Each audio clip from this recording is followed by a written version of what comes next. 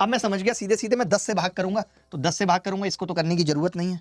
इसको करूंगा तो -1 बचेगा, और ये -1 ऑलरेडी है तो -2, और एक्चुअली मैंने 10 से भाग किया है तो 8 बच रहा है, तो 10 से भाग करने पे 8 किस ऑप्शन में बच रहा है, एक ही ऑप्शन में बच रहा है, दैट इज द आंसर। ये सब सवाल वही हैं जिसमें कभी x बचता है, कभी x - 1 बचता है, बट मैंने इसलिए दिखा दिया कि थोड़ा बहुत भी अगर सवाल घुमाएगा, थोड़ा बहुत भी सवाल घुमाएगा, तो आपका उत्तर कभी गलत नहीं आएगा। आपको याद करने की कोई जरूरत नहीं है। ये सवाल फेज में आया है, अब फेज में आया, आपने देखा कि यार यहां से यहां तक को तो चेक करने की जरूरत नहीं है, 24 से भाग कर रहे हैं, आपने कहा 23 अगर रखूंगा तो -1 की घात 8 +1 आएगी, और +1 इधर है यानी 2, तो मुझे मालूम है कि 2 ही आना चाहिए। अब 2 आना चाहिए,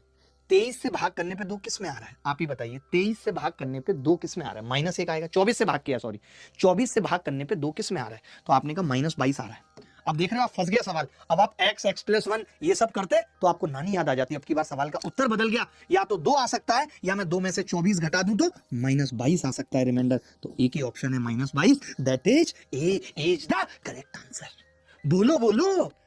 अरे तमन्ना गौरी चिट्टी बोलो, आज हम लोगों के साथ जुड़ी हुई है तमन्ना गौरी चिट्टी। ये सब नहीं रे बाबा, कुछ ऐसा जो दिल को छू जाए। आगे बढ़ते हैं, आगे बढ़ते हैं दोस्तों, आगे बढ़ते हैं। ये सवाल देखिए, ये किसी मास्टर साहब ने बनाया है, ये किसी मास्टर साहब ने बनाया है तो अच्छा ही बनाया होगा। 107 से भाग करेंगे तो ये पूरा कट जाएगा, 107 से पूरा कट जाएगा, पूरा कट जाएगा तो यहाँ -1 बचेगा, -1, और ये 25 इधर बच रहा है, 25 में से 1 गया 24, यानी मैं समझ गया कि 107 से भाग करने पे 24 बचना चाहिए। भाग किससे करना है, 107 से 24, किस में बच रहा है, 107 से करने पे 24, 107 और 24 कितने हो गए, 131 में बचेगा, 131 में बचेगा, गलती हो जाए माफ करना। बोलो,